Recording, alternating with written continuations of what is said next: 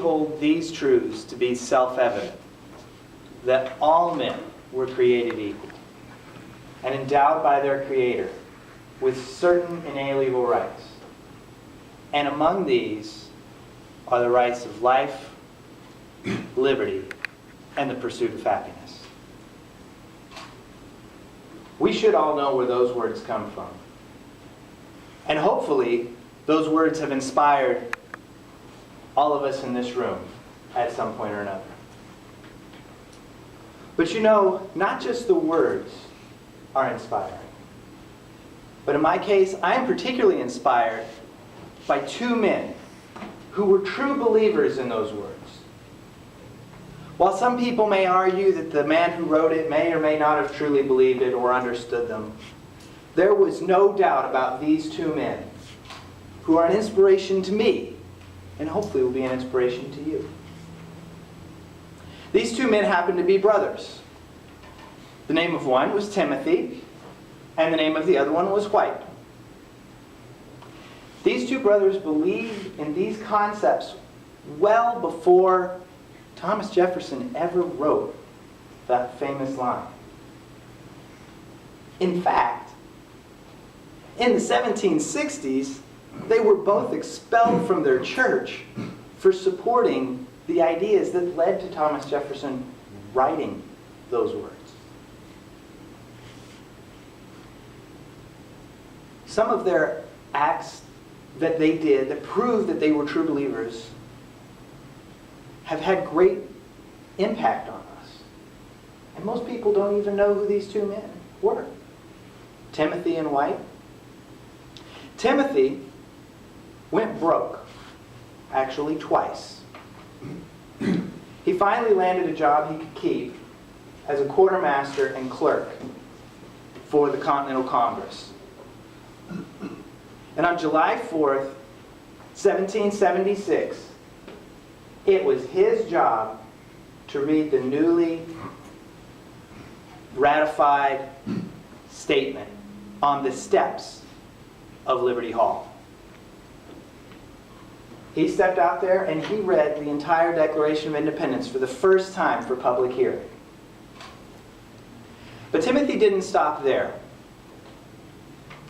He went on to be in the legislature in Pennsylvania, to actually lead it.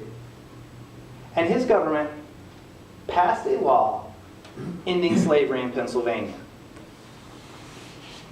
in the 1880s. 1780s. This law was the first of its kind in the Western Hemisphere.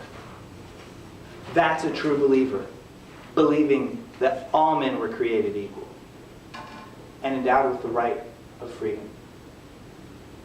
His brother White, they were both born in New Jersey, and his brother White moved up to New York. He also was expelled from the church, as I spoke about earlier.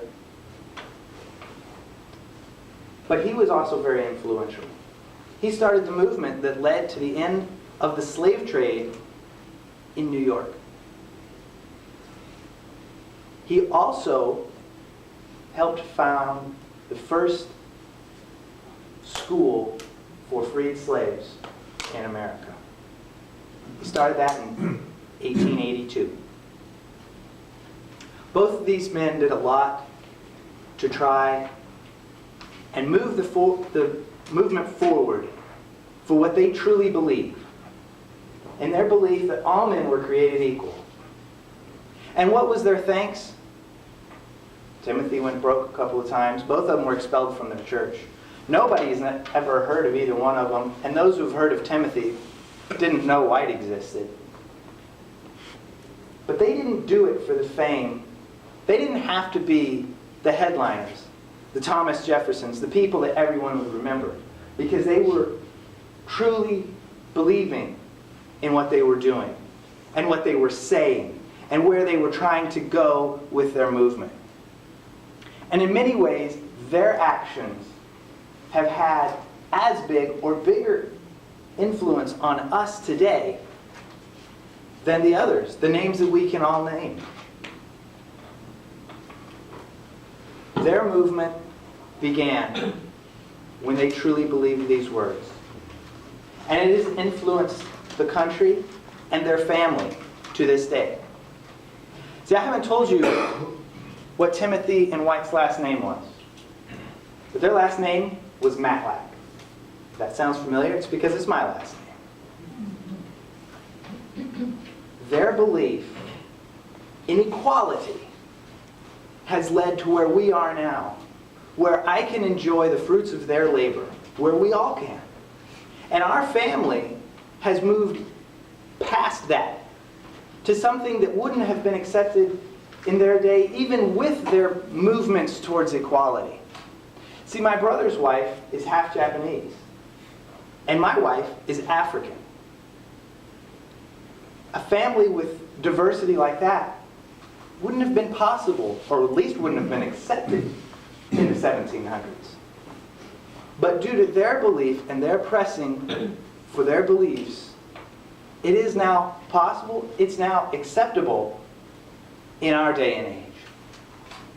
And for me, the challenge is, what am I going to do to show that I'm a true believer, to continue to move this forward? And the challenge for all of us should be, what are we going to do to show that we are true believers in the things that we believe in? And what will our descendants say of us 100 years from now or 200 years from now? Will they look back at us, even if we're not the headliners, and say they were true believers and their actions have led us to where we are now, hopefully in a better place? Thank you.